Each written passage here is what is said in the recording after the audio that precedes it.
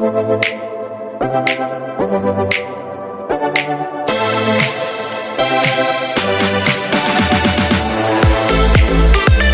बार हमारे साथ ऐसा होता है कि हम फ्रीडम चाहते हैं, अपना खुद का बिजनेस शुरू करना चाहते हैं, लेकिन कुछ नेगेटिव थॉट्स, कुछ मेंटल ब्लॉकेज उसे रोकती हैं।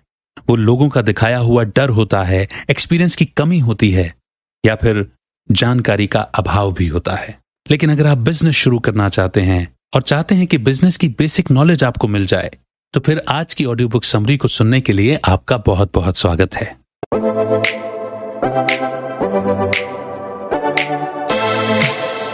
फेमस एक्टर जॉन वाइने ने एक बार कहा था, लाइफ टफ है, लेकिन अगर आप स्टूपिड हैं तो ये और भी ज्यादा टफ हो जाती है। एक बिजनेस चलाना इतना भी पेचीदा काम नहीं है। एक सक्सेसफुल बिजनेसमैन बनने के लिए आपको एमबीए की डिग्री लेने की जरूरत भी नहीं है। हो सकता है कि आप फेल होने से डरते हो, या शायद आपको पता नहीं है कि शुरुआत कहां से करनी है। अगर आप भी इन सवालों में उलझे हैं तो ये बुक आपके लिए है। ये सबसे प्रैक्टिकल और समझने में आसान बिजनेस बुक है। तो आज की ऑडियो बुक समरी है पर्सनल एमबीए, जिसे लिखा है जॉश कॉफमैन ने। जॉश कॉफमैन एक बिजनेस कोच, कीनोट स्पीकर और बेस्ट सेलिंग ऑथर हैं। उन्होंने प्रॉक्टर एंड गैम्बल में कई सालों तक ब्रांड मैनेजर के रूप में काम किया है। फिर उन्हें एहसास हुआ कि उनका पर्पस अपना खुद का बिजनेस स्टार्ट करना है। जॉश ने एमबीए नहीं किया, लेकिन उन्होंने हजारों बिजनेस बुक पढ़कर कई हजार घंटों के प्रैक्टिकल एक्सपीरियंस से बहुत कुछ सीखा है। इस ऑडियो बुक समरी में आप कई इंपॉर्टेंट कॉन्सेप्ट्स के बारे में सीखेंगे। आप समझेंगे कि असल में बिजनेस कैसे काम करता है, इसकी शुरुआत कैसे करनी चाहिए और अपने मौजूदा बिजनेस को कैसे इंप्रूव किया जा सकता है। आपने अक्सर लोगों को यह कहते सुना होगा कि बिजनेस करना बहुत रिस्की होता है, आप इसमें बड़ा पैसा खो सकते हैं, या आप बिजनेस चलाने में एक्सपर्ट नहीं हैं। जितनी भी नेगेटिव बातें लोग आपको बताते हैं, उन सब के बारे में भूल जाइए। आपको सक्सेसफुल होने के लिए सब कुछ जानने की जरूरत नहीं है, और एक बड़े इन्वेस्टमेंट की जगह आप छोटी सी शुरुआत भी तो कर सकते हैं। एक बिजनेस शुरू करने के लिए आपको 5 चीजों को समझना होगा। तो आइए एक एक करके इन्हें गहराई से समझते हैं। शुरू करते हैं पहले चैप्टर से, जो कि है वैल्यू क्रिएशन। बिजनेस शुरू करने के लिए सबसे पहली चीज जो आपको सोचनी है वो है प्रोडक्ट। आप कौन सा प्रोडक्ट या सर्विस लोगों तक पहुंचाना चाहते हैं। अपने प्रोडक्ट या सर्विस के जरिए आप लोगों को कितनी वैल्यू दे पाएंगे। आपकी असली वर्थ इसी बात पर डिपेंड करती है कि आप लोगों को उनके पैसों के बदले कितनी वैल्यू दे सकते हैं। ऐसी कौन सी चीज है जिसकी लोगों को जरूरत है, या मार्केट में जिसकी कमी है या फिर डिमांड है। जो भी चीज कस्टमर्स की लाइफ को थोड़ा भी बेटर बना दे, उसे वैल्यू कहा जाता है। वैल्यू एक ऐसा एक्सपीरियंस भी हो सकता है जिसे कस्टमर हमेशा याद रखे और दूसरे प्रोडक्ट उसे अपनी ओर अट्रैक्ट ना कर सकें। एक ऐसा एक्सपीरियंस जिसके सामने दूसरों की सर्विस फीकी लगने लगती है। यानी अगर आप दूसरों के मुकाबले उसी दाम पर अपने प्रोडक्ट में ज्यादा वैल्यू जोड़ करके देंगे, तो आप लंबे समय तक सक्सेसफुल बने रहेंगे। और यह संभव है। इसी सोच से आप लॉयल कस्टमर्स बना सकते हैं। दुनिया के टॉप ब्रांड्स और बिजनेस ने इसी बात पर फोकस किया है। इसे और अच्छे से समझने के लिए आइए पहले बिजनेस को डिटेल में समझते हैं। बिजनेस एक लगातार चलने वाली प्रोसेस है, जो पहला डिमांड को समझकर प्रोडक्ट या सर्विस क्रिएट करके वैल्यू प्रोवाइड करता है। दूसरा, जो कुछ लोगों की जरूरत को पूरा करता है। तीसरा, प्रोडक्ट या सर्विस को ऐसे दाम पर बेचता है जिसे कस्टमर देने के लिए तैयार होता है। चौथा, एक ऐसा प्रोडक्ट बनाता है जो लोगों की उम्मीद पर खरा उतर सके। और पांचवा, इस तरह बिजनेस इतना प्रॉफिट कमा सकता है जिससे बिजनेस जारी रखने के लिए बिजनेसमैन को सोचना ना पड़े। ये 5 चीजें बिजनेस के इंपॉर्टेंट पॉइंट्स हैं और एक दूसरे से जुड़े हुए हैं। पहला है वैल्यू क्रिएशन। इसमें कस्टमर की जरूरत को समझकर एक प्रोडक्ट या सर्विस बनाया जाता है। और दूसरा है मार्केटिंग। इसका मकसद होता है लोगों का ध्यान अपने प्रोडक्ट की तरफ खींचना और अपने बनाए हुए प्रोडक्ट की डिमांड को क्रिएट करना। तीसरा है सेल्स। इसमें आप अपना प्रोडक्ट कस्टमर्स तक पहुंचाते हैं, जिसके लिए वो उचित कीमत चुकाते हैं। चौथा है वैल्यू डिलीवरी। इस स्टेप में आपने जो वादा किया था वो वैल्यू और एक्सपीरियंस कस्टमर को देना और इस बात का ध्यान रखना होता है कि आप उनकी उम्मीदों पर खरा उतरें। और पांचवा है फिनेंस। इसका मकसद ये देखना होता है कि आप इतना प्रॉफिट तो कमाएं कि बिजनेस को कंटिन्यू किया जा सके। तो देखा आपने, एक बिजनेस को चलाने के लिए सिर्फ इन 5 बातों पर ध्यान देना जरूरी है। जरूरी तो नहीं कि बिजनेस करना बहुत मुश्किल और पेचीदा हो, और वैसे भी जो जॉब आप कर रहे हैं क्या वो आपके लिए बहुत आसान है?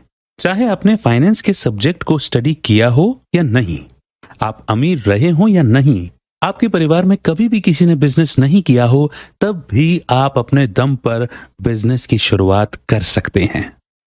अपने बिजनेस के इन 5 पॉइंट्स को पेपर पर लिखें, या आप एक सिंपल डायग्राम भी बना सकते हैं।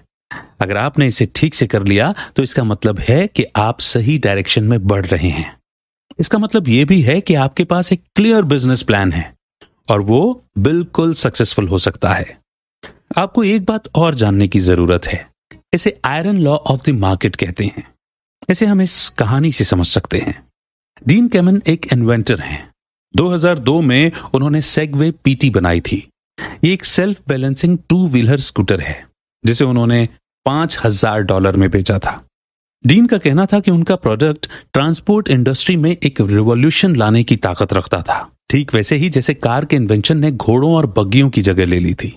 उन्होंने उम्मीद की थी कि वो 1 साल में 50,000 स्कूटर बेचेंगे, लेकिन 5 साल बाद भी वो सिर्फ 23,000 स्कूटर ही बेच पाए थे। जी हाँ, 23,000। और ये उनके गोल का 10% भी नहीं था। स्कूटर का डिजाइन उसका प्रॉब्लम नहीं था, वो काफी सिंपल और आरामदायक था, और तो और वो इको फ्रेंडली भी था। प्रॉब्लम थी उसकी कॉस्ट। लोग एक स्कूटर पर $5,000 खर्च नहीं करना चाहते थे। इसके बजाय पैदल चलना या बाइक पर जाना ज्यादा सस्ता था। इस प्रोडक्ट की मार्केट में कोई डिमांड थी ही नहीं। जो बिजनेसमैन बनना चाहते हैं वो अक्सर यही गलती दोहराते हैं। प्रॉफिट कमाने के लिए मार्केट में आपके प्रोडक्ट की रियल डिमांड होनी चाहिए। अगर ये सिर्फ आपकी इमेजिनेशन में होगा तो काम नहीं करेगा। इसे iron law of the market कहते हैं। अगर आपके प्रोडक्ट की डिमांड नहीं होगी तो इसे खरीदेगा कौन? इसीलिए अपने बिजनेस प्लान को बनाने के बाद उसे दोबारा ठीक से देखें। थोड़ा बहुत मार्केट रिसर्च करना बहुत फायदेमंद होगा। और आइए अब अगले चैप्टर पर पढ़ते हैं, जो है मार्केटिंग। आपका प्रोडक्ट तो रेडी है, मगर अब आप अपने प्रोडक्ट की डिमांड कैसे क्रिएट करेंगे? ये सिर्फ मार्केटिंग द्वारा ही किया जा सकता है। सिर्फ प्रोडक्ट बनाना ही काफी नहीं है। आप क्या ऑफर कर रहे हैं, लोगों को इसके बारे में पता होना चाहिए।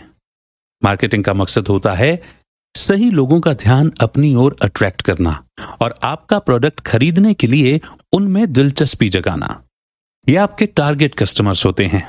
मार्केटिंग उन कस्टमर्स को ढूंढने का साइंस है जो आपका प्रोडक्ट जरूर खरीदेंगे। जो बिजनेस सबसे तेज और कम पैसों को खर्च करके अपने टारगेट कस्टमर्स को अट्रैक्ट कर लेता है, उसे एक उम्दा और सक्सेसफुल बिजनेस कहा जा सकता है।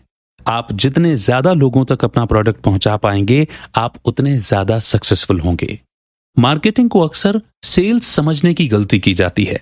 हम सब ने डायरेक्ट मार्केटिंग के बारे में सुना है। इसमें सेल्समैन स्पॉट पर कस्टमर्स को अपना प्रोडक्ट दिखाकर उसे खरीदने के लिए कन्विंस करता है। लेकिन आमतौर पर मार्केटिंग राइट कस्टमर्स का ध्यान अपनी ओर खींचने के बारे में है। तो वहीं सेल उसे कहा जाता है जब कस्टमर आपका प्रोडक्ट खरीद कर बदले में आपको पैसे देता है। यानी मार्केटिंग वो मैकेनिज्म है जो आपके टारगेट कस्टमर्स को आपके प्रोडक्ट के बारे में बताता है। लोगों का ध्यान खींचना बहुत मेहनत का काम है। लोग अपनी डेली लाइफ में इतनी बिजी हैं कि हो सकता है कि उनका ध्यान आपके प्रोडक्ट पर न जाए। इसीलिए आपकी मार्केटिंग बहुत जबरदस्त और असरदार होनी चाहिए ताकि कस्टमर उसे नोटिस करने पर मजबूर हो जाए। अब सवाल यह है कि इसे किस तरह किया जा सकता है। पहला, मार्केटिंग राइट कस्टमर को अट्रैक्ट करने के लिए किया जाना चाहिए। मान लीजिए कि आप घर पर बना वेजिटेरियन खाना बेचना चाहते हैं, तो सोशल मीडिया पर वेजिटेरियन ऑडियंस को सर्च करें। आप वहां पर एक ब्लॉग पोस्ट कर सकते हैं या अपनी वेबसाइट का लिंक शेयर कर सकते हैं। अगर आप नॉन वेजिटेरियन ऑडियंस को अपने ऐड के बारे में बताएंगे तो ये आपकी बेवकूफी होगी। दूसरा, आपकी मार्केटिंग कुछ हटकर होनी चाहिए। कुछ ऐसा जिसे देखकर उससे नजरें हटाना मुश्किल हो, जो कस्टमर में उस प्रोडक्ट के बारे में और जानने की इच्छा पैदा करे। जैसा कि इस एग्जाम्पल में जॉश कॉफमैन जब भी जॉगिंग पर जाते तो अपना वीब्रम 5 फिंगर शूज पहनते थे। वो जूते काफी यूनिक थे और आसानी से किसी का भी ध्यान अपनी ओर खींच लेते थे। रास्ते में लोग अक्सर जॉश को रोककर उनके जूतों के बारे में पूछा करते थे। जूतों का शेप इतना हटकर था कि लगता था मानो उसे ग्लव्स और जूतों की डिजाइन को मिक्स करके बनाया गया था। अंगूठे की जगह एक पॉकेट जैसा शेप था। उनके सोल पतली रबर के थे जो रास्ते पर पड़े पत्थर और कांच से पैरों को सुरक्षित रखने का काम करते थे। इसे पहनने वाले के पैर बिल्कुल एक मेंढक के पैर जैसे लगते थे। उसकी डिजाइन इतनी अलग थी कि सबकी नजर उस पर पड़ ही जाती। यहां तक कि एक खड़ूस और स्ट्रिक्ट दिखने वाला आदमी भी जॉश को रोककर पूछ ही लेता कि उन्होंने जूते कहां से खरीदे। वीब्रम को अब एडवर्टाइज करने की जरूरत नहीं थी। उनका ये यूनिक प्रोडक्ट अपने आप बिक जाता था। ये प्रोडक्ट बहुत ज्यादा सक्सेसफुल रहा। 2006 में जब इसे पहली बार मार्केट में डिस्प्ले किया गया, तब से लेकर हर साल इसकी सेल 3 गुना बढ़ती रही। ये एक फैशन ट्रेंड और क्रेज बन गया था। 2009 तक इसकी टोटल सेल $10 मिलियन तक पहुंच गई। उन्हें टीवी कमर्शियल और बड़े बड़े विल बोर्ड के जरिए एडवर्टीजमेंट करने की जरूरत ही नहीं थी। ऑथर सेथ गोडिन का कहना है कि मार्केटिंग एकदम यूनिक और दिलचस्प होनी चाहिए, बिल्कुल एक पर्पल काऊ की तरह। जितने भी मार्केटिंग टेक्निक्स और आइडियाज हैं वो सब ब्राउन काऊ जैसे हैं, बिल्कुल एक जैसे, बोरिंग और ऑर्डिनरी। अब एक फील्ड में बहुत सारे ब्राउन काउस के बीच में एक पर्पल काऊ को इमेजिन करें। आपकी नजर उस पर पड़ेगी ही पड़ेगी। आप चाहकर भी उससे नजरें नहीं हटा पाएंगे। आपको एग्जैक्टली यही अपने कस्टमर के साथ करना है। आपकी मार्केटिंग इतनी जबरदस्त होनी चाहिए कि लोग आपका प्रोडक्ट खरीदे बिना ना रह सकें। तो इसी के साथ अगले चैप्टर की ओर बढ़ते हैं, जो कि है सेल्स।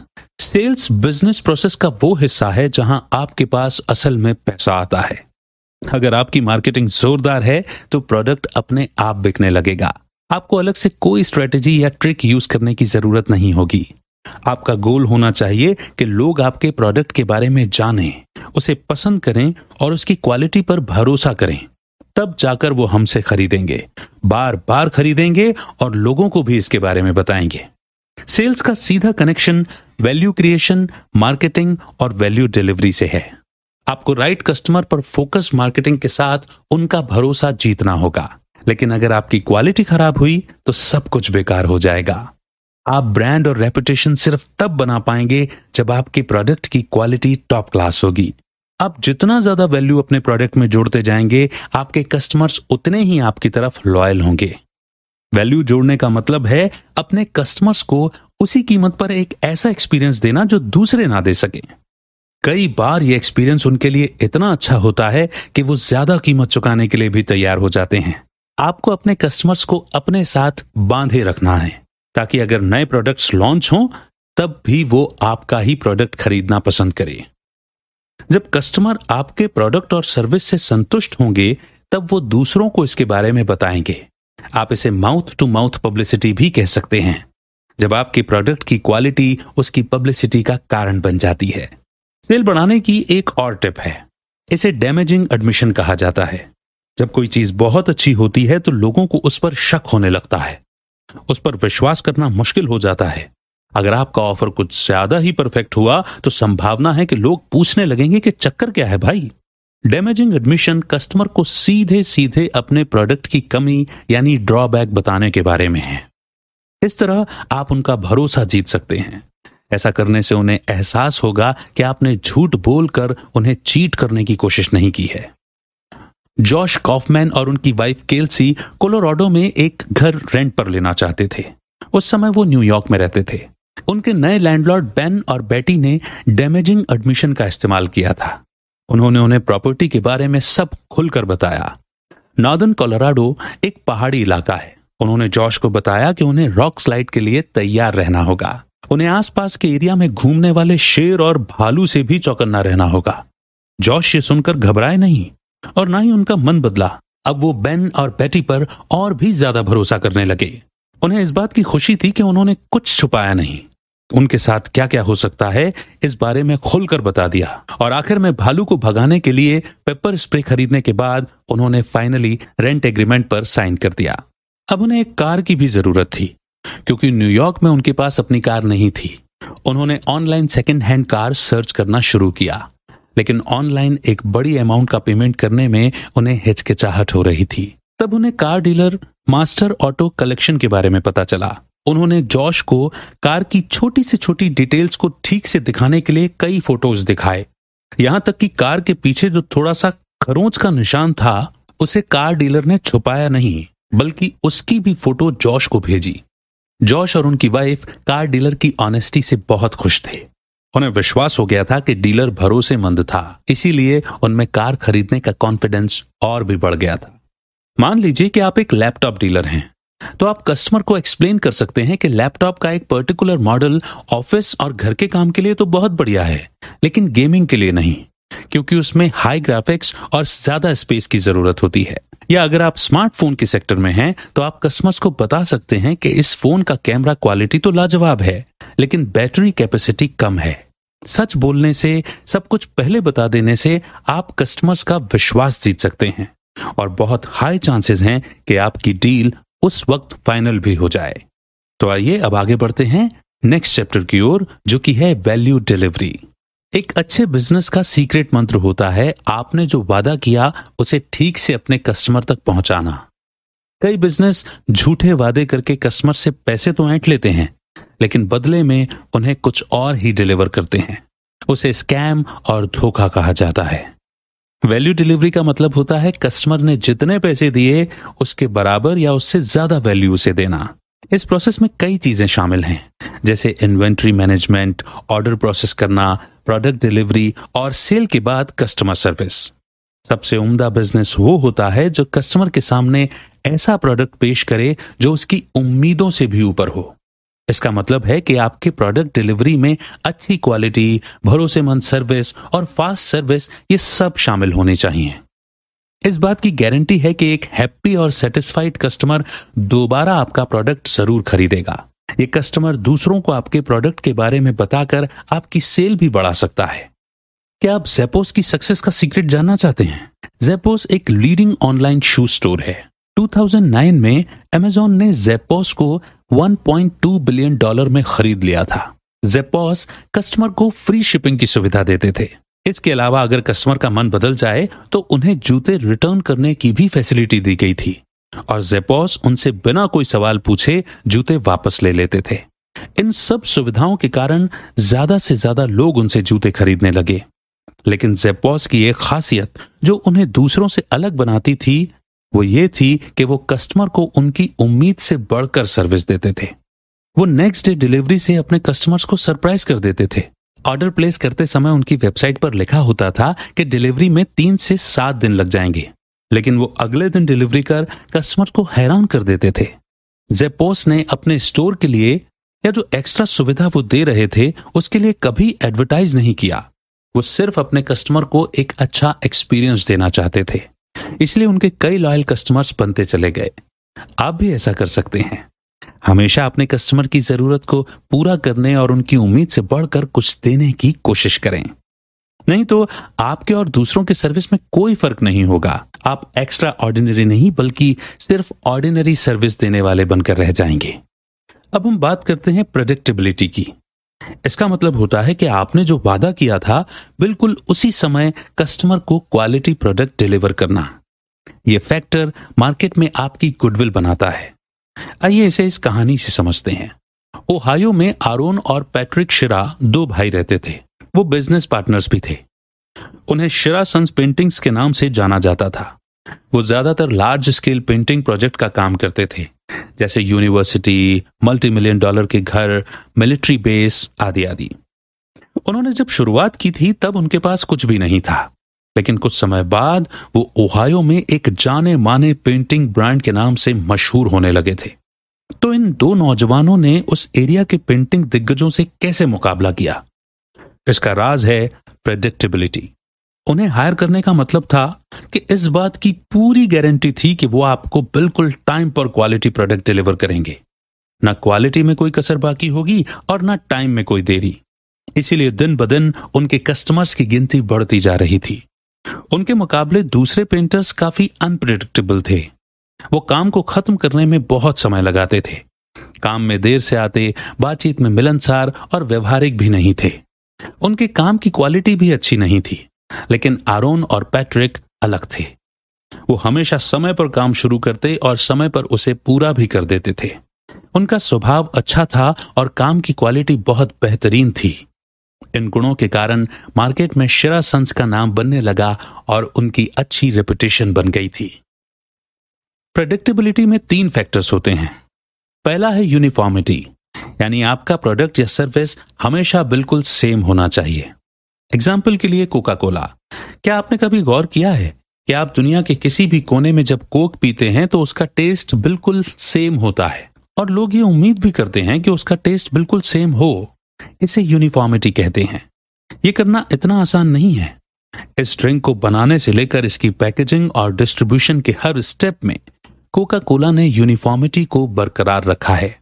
जरा सोचकर देखिए कि हजारों जगह बिल्कुल सेम प्रोडक्ट पहुंचाने के लिए ट्रांसपोर्ट, वेयरहाउस और न जाने किन किन चीजों की जरूरत पड़ती है। दूसरा फैक्टर है कंसिस्टेंसी, जिसका मतलब है कि उसी क्वालिटी का प्रोडक्ट बार बार कस्टमर्स को देते रहना। कोका कोला ने 1980 में एक गलती की थी। उन्होंने कोक की रेसिपी में बदलाव किया था। उन्होंने न्यू कोक के नाम से प्रोडक्ट बेचना शुरू किया, लेकिन वो लोगों को बिल्कुल पसंद नहीं आया। अपनी गलती का एहसास होने के बाद उन्होंने दोबारा पुरानी रेसिपी को फॉलो करना शुरू किया और उसकी सेल पहले की ही तरह तेजी से बढ़ने लगी। तीसरा फैक्टर है रिलायबिलिटी, यानी अपने प्रोडक्ट को बिना किसी गलती और बिना देर किए लोगों तक पहुंचाना। ऑनलाइन स्टोर स्नैपडील के साथ पास्ट में शर्मिंदा करने वाले कई हादसे हो चुके हैं। एक बार एक कस्टमर ने Samsung Galaxy core smartphone order place किया था, लेकिन जब पैकेज की डिलीवरी की गई तो बॉक्स में से साबुन की बट्टी निकली। ऐसी ही एम्बैरेसिंग घटना एक बार फिर हुई जब एक कस्टमर ने मैकबुक प्रो का ऑर्डर दिया था और बदले में उसे हीटर डिलीवर किया गया। अरे रुकिए, अभी खत्म नहीं हुआ। एक बार किसी कस्टमर ने आईफोन 4S का ऑर्डर किया था, लेकिन जब उसने बॉक्स खोला तो उसमें से मार्बल स्टोन से भरा बैग निकला। इन सब से उबरने के लिए स्नैपडील ने नई शुरुआत की और स्नैपडील 2.0 लॉन्च किया। एक अच्छी रेपुटेशन बनाने के लिए कस्टमर को आप पर भरोसा होना चाहिए कि अगर उन्होंने आपको ऑर्डर किया है तो उन्हें सही समय पर अच्छी क्वालिटी प्रोडक्ट ही डिलीवर किया जाएगा। इसीलिए आपको अपना वैल्यू डिलीवरी करने में यूनिफॉर्म, कंसिस्टेंट और रिलायबल तीनों होना होगा। लॉयल कस्टमर्स बनाना इतना आसान नहीं है, लेकिन इन तीनों बातों को ध्यान में रखने के बाद आप ज्यादा प्रॉफिट और ज्यादा लॉयल कस्टमर्स दोनों ही कमा सकते हैं। और आइए अब बात करते हैं फाइनेंस की। जब भी लोग फाइनेंस शब्द को सुनते हैं तो बड़े बड़े बोरिंग बार चार्ट, स्प्रेडशीट और कभी ना खत्म होने वाले नंबर्स के बारे में सोचने लगते हैं। लेकिन अगर आप सिर्फ जरूरी बातों पर फोकस करेंगे तो फाइनेंस को समझना सिंपल है। फाइनेंस वो नॉलेज और साइंस है जिसका काम ये देखना है कि बिजनेस में पैसा कहां जा रहा है और कहां से आ रहा है। इसके बाद ये डिसाइड करना कि कितना पैसा कहां लगाना है और फिर देखना और समझना है कि आप जैसे पैसों को मैनेज कर रहे हैं, क्या वो आपको मनपसंद रिजल्ट दे रहा है या नहीं। आपको किसी डरावने बार ग्राफ और लंबे कैलकुलेशन को समझने की जरूरत नहीं है। चाहे आप एक बिजनेस ग्रेजुएट हो या ना हो, तब भी आप इसे आसानी से और अच्छे से हैंडल कर सकते हैं। तो चलिए मान लेते हैं कि आपने एक बिजनेस शुरू किया है और वो काफी अच्छा चल रहा है। आपके प्रोडक्ट से अच्छी कमाई हो रही है। उसके बाद आपको कई सारे बिल्स, एम्प्लॉयज की सैलरीज वगैरह के खर्चों को उठाना पड़ता है। इसके बाद जो बचता है वो होता है आपका प्रॉफिट। यहां से प्रॉफिट मार्जिन की शुरुआत होती है। अगर आपका बिजनेस साल में $10 लाख कमा रहा है, लेकिन आपके खर्चे ही $9,99,999 हैं, तो ये तो बेवकूफी वाली बात हो गई ना। आपको ज्यादा कमा करके कम खर्च करना होगा ताकि आप ज्यादा से ज्यादा प्रॉफिट घर ले जा सकें। इस प्रॉफिट को आप बिजनेस को बढ़ाने के लिए या अनएक्सपेक्टेड घटनाओं में सरवाइव करने के लिए यूज कर सकते हैं। अगर आपका प्रॉफिट मार्जिन कम होता गया तो बिजनेस बंद होने की नौबत आ सकती है। प्रॉफिट मार्जिन का सिंपल मतलब है कि पैसे कमाने के लिए आपको कितने पैसे लगाने हैं। जब रेवेन्यू और एक्सपेंसेस को माइनस किया जाता है तब हमें प्रॉफिट मिलता है। ये मार्जिन जितना बड़ा होगा उतना ही फायदेमंद होगा आपका बिजनेस। तो मान लेते हैं कि $200 कमाने के लिए आपको $100 खर्च करने होंगे। ये 100% प्रॉफिट मार्जिन हुआ। अगर आपकी प्रोडक्शन कॉस्ट $50 है और आप एक यूनिट $150 में बेचते हैं तो प्रॉफिट मार्जिन 50% हुआ। प्रॉफिट ही तो है जो किसी भी बिजनेस को कंटिन्यू करने के लिए सबसे इंपॉर्टेंट फैक्टर होता है। यह आपके टाइम, एफर्ट और एनर्जी इन्वेस्टमेंट का रिजल्ट होता है। लेकिन बिजनेस सिर्फ प्रॉफिट के बारे में नहीं है। पैसा इसका एक टूल है। अगर आपका प्रॉफिट फिगर बहुत बड़ा नहीं है, तब भी आप एक संतुष्ट और खुश बिजनेसमैन हो सकते हैं। हम कॉन्सेप्ट ऑफ सफिशिएंसी की बात कर रहे हैं। आइए इस कहानी से ये समझते हैं। एक बार एक कंपनी का सीनियर एम्प्लॉय छुट्टियां मनाने गया। उसके डॉक्टर ने उसे ब्रेक लेने की सलाह दी थी, इसीलिए वो एक छोटे से गांव में हरियाली और शांति के बीच कुछ समय बिताने चला गया। एक दिन वो वॉक पर निकला। नदी किनारे चलते चलते उसकी नजर एक मछली पकड़ने वाले पर पड़ी। वो अभी अभी मछलियां पकड़कर अपनी बोट के साथ लौट रहा था। उसने कई बड़ी बड़ी मछलियां पकड़ी थीं। इतनी अच्छी क्वालिटी की मछलियां पकड़ने के लिए उस आदमी ने मछुआरे की बहुत तारीफ की। उसने पूछा, सर, इन्हें पकड़ने में आपको कितना समय लगा? ज्यादा नहीं, मछुआरे ने कहा। आप कुछ देर रुककर और मछलियां क्यों नहीं पकड़ लेते? उस व्यक्ति ने पूछा। मैं अपने परिवार का पेट भरने जितना कमा लेता हूं, मछुआरे ने कहा। तो फिर आप बाकी समय में क्या करते हैं? उस आदमी ने पूछा। मैं अपने बच्चों के साथ खेलता हूं, बीवी के साथ समय बिताता हूं, अपने दोस्तों से गप मारने जाता हूं, मछुआरे ने जवाब दिया। सर, मैंने हार्वर्ड यूनिवर्सिटी से एमबीए किया है। मैं आपकी मदद कर सकता हूं। आपको थोड़ी और देर मछलियां पकड़नी चाहिए। ज्यादा प्रॉफिट से आप और बोट खरीद पाएंगे। बीच में किसी आदमी के जरिए मछलियां बेचने की बजाय आप सीधे कस्टमर को बेच सकते हैं। फिर आप अपनी फैक्ट्री भी शुरू कर सकते हैं। आप मछलियों को कैन में पैक करके ग्रोसरी स्टोर में भी बेच सकते हैं। अगर आपने सब ठीक से मैनेज किया तो आप इस छोटे से गांव से निकलकर एक बड़े शहर में रह पाएंगे। आपकी लाखों में कमाई होगी। अच्छा, और इन सब में कितना वक्त लगेगा? मछुआरे ने पूछा। 15 से 20 साल या शायद 25 साल भी लग सकते हैं, उस आदमी ने कहा। ओह, फिर उसके बाद क्या होगा?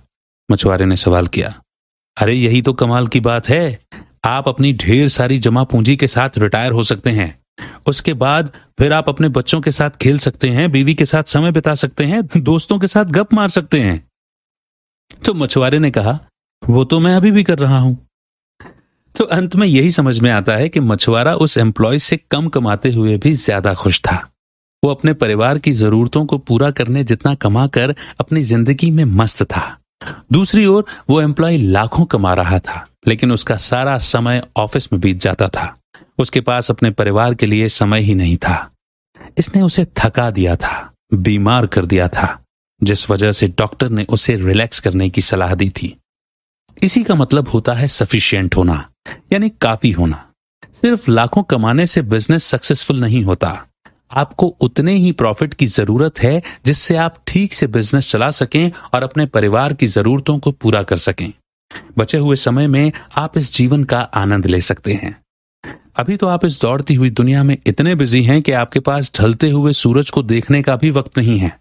लेकिन कहीं ऐसा ना हो कि आपको यह भी पता ना चले कि काम करते करते न जाने कब जिंदगी की शाम हो गई, क्योंकि एम्प्लॉयज और कॉन्ट्रैक्टर्स को महीने के अंत में पैसे दिए जाते हैं।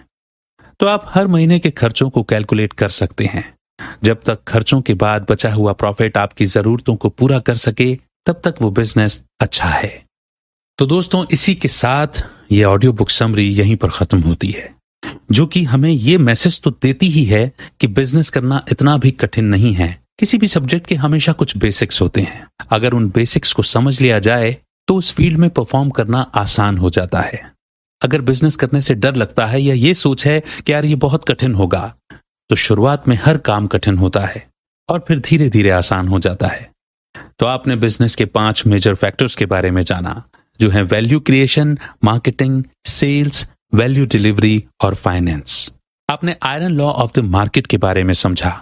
कोई भी प्रोडक्ट बनाने से पहले मार्केट रिसर्च करना और ये जानना कि क्या सच में उस प्रोडक्ट की डिमांड है या नहीं, सबसे जरूरी स्टेप है। बिना ऐसा किए प्रोडक्ट को मार्केट में लॉन्च करना बेवकूफी है। आपने राइट कस्टमर्स का ध्यान खींचने के बारे में भी सीखा। अपनी मार्केटिंग उन लोगों पर फोकस करें जिनकी आपके प्रोडक्ट को खरीदने की सबसे ज्यादा संभावना है। आपने गुडविल और रेपुटेशन के इंपॉर्टेंस के बारे में भी जाना। सिर्फ अच्छी क्वालिटी आपको एक ब्रांड बनाने की ताकत रखता है।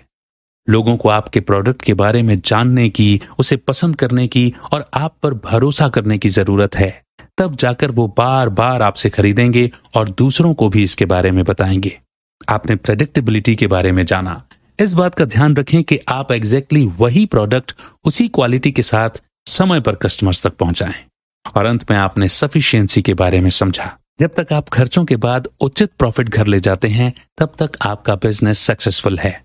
अमाउंट मायने नहीं रखता, ये सबके लिए अलग अलग होगा। जरूरत से ज्यादा काम करने के चक्कर में उन अनमोल पलों को ना गंवाएं जो आप अपने परिवार और अपनों के साथ बिता सकते हैं। हमारी इच्छाएं कभी खत्म नहीं होगी और ना ही वो कभी कम होने वाली हैं। तो इसका मतलब ये नहीं हुआ कि हम बस बिना रुके काम करते रहें।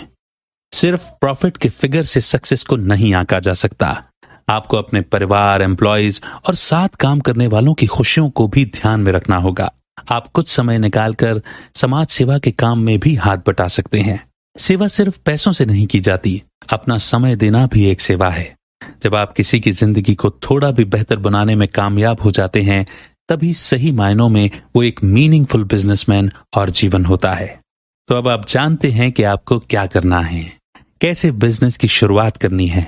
किसी भी चीज को खुद को पीछे पकड़कर ना रखने दें। अगर आपने सब कुछ समझदारी और धैर्यता के साथ फॉलो किया, तो आपको एक अच्छा बिजनेसमैन बनने से कोई नहीं रोक सकता।